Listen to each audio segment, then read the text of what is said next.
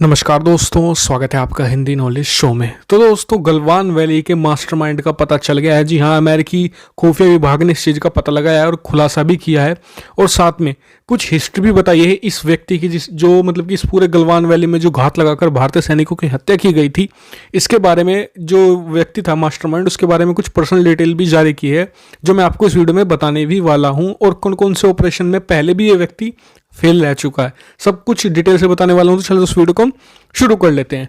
तो दोस्तों, जैसे कि आपको पता है कि 15 जून को जो गलवान वैली का जो अटैक हुआ था भारतीय सेना पर, उसके पीछे के मास्टरमाइंड को पता लगाने की कोशिश जारी थी, और इसमें कामयाबी भी मिली है अमेरिकी खुफिया विभाग को। और अमेरिकी खुफिया विभाग के मुताबिक इस व्यक्ति का नाम है जनरल जाओ जोंगसी। जी हाँ, और ये हेड हैं वेस्टर्न थिएटर कमांड के, जो चाइना की वेस्टर्न थिएटर कमांड है उसके प्रमुख हैं, यानी कि भारत के साथ लगी हुई चीन की सीमा के प्रमुख। एक तरीके से आप इन्हें देख सकते हैं, सारी जिम्मेदारी इन पर ही है। और इनका पता कैसे लगा? दरअसल इन्होंने भारतीय सैनिकों के हाथों चीनी सैनिकों की जो मौत हुई थी, उनके मतलब कि उसमें एक प्रार्थना सभा का आयोजन किया था, और उसके जरिए इंटेलिजेंस इनपुट मिले अमेरिका को, और फिर उन्होंने इसके बारे में, इस व्यक्ति के बारे में और जानकारी जुटाई, जो इन्होंने रिवील की है। और इस जानकारी के आधार पर ये आपको पता चल जाएगा कि क्यों ये व्यक्ति बार बार भारत पर हमला कर रहा है। 2016 में भी इसने डोकलाम के लिए जिम्मेदार यही व्यक्ति था, और अब 2020 में गलवान के लिए भी यही जिम्मेदार है, और भारत के लिए बड़ा खतरा भी है। क्यों है?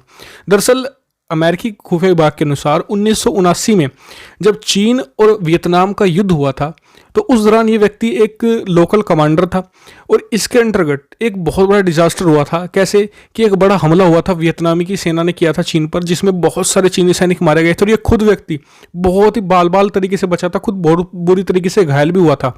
तो तब से इसे कोई पूछ नहीं रहा था, लेकिन जैसे शी जिनपिंग सत्ता में आए 2013-14 में, तब इसे बहुत ज़्यादा पावर दी गई, क्योंकि शी जिनपिंग और ये जनरल जाओ दोनों एक ही प्रांत से आते हैं, और दोनों को बहुत ही करीबी माना जाता है। और शी जिनपिंग की आंख नाक कान कहे जाते हैं पीएलए में ये जनरल जाओ। तो लेकिन जनरल जाओ को सिर्फ एक तरीके से शी जिनपिंग की बैकिंग की जरूरत नहीं पड़ती, कम्युनिस्ट पार्टी की भी बैकिंग की जरूरत पड़ती है, क्योंकि जो पीएलए है ये अंडर आते हैं कम्युनिस्ट पार्टी ऑफ चाइना के। तो इतना ही नहीं, तो इस व्यक्ति को चाहिए था कि अपने आप को स्टैब्लिश करना है पीएलए में, क्योंकि अब तक इसकी इमेज सिर्फ यही थी कि ये एक शी जिनपिंग का करीबी है, तो बन गया।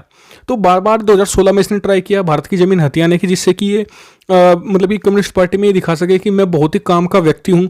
और लेकिन 2016 में बहुत बुरी तरीके से फ्लॉप हुआ, तो ये और ज़्यादा डेस्परेट हो गया, और जिससे कि मतलब कि इसकी इमेज थी वो और ख़राब हो गई। तो 2020 में इसने फिर से ट्राई किया कि भारत की गलवान वैली में कुछ जगह कैप्चर करके कम्युनिस्ट पार्टी में अपने आप को स्टैब्लिश किया जाए, क्योंकि शी जिनपिंग को देखने एक दिन जाना ही है। शी जिनपिंग के बाद इसका क्या होगा, तो इसे अपना करियर की भी देखनी है। तो इस वजह से भारत के कुछ जमीन कैप्चर करके भारत के खिलाफ एग्रेशन करके कम्युनिस्ट पार्टी को दिखाना चाहता है कि मैं फ्यूचर में जो पीएलए का जो प्रमुख भी बनने के लिए दावेदार और मैं बहुत ही काम का व्यक्ति हूँ।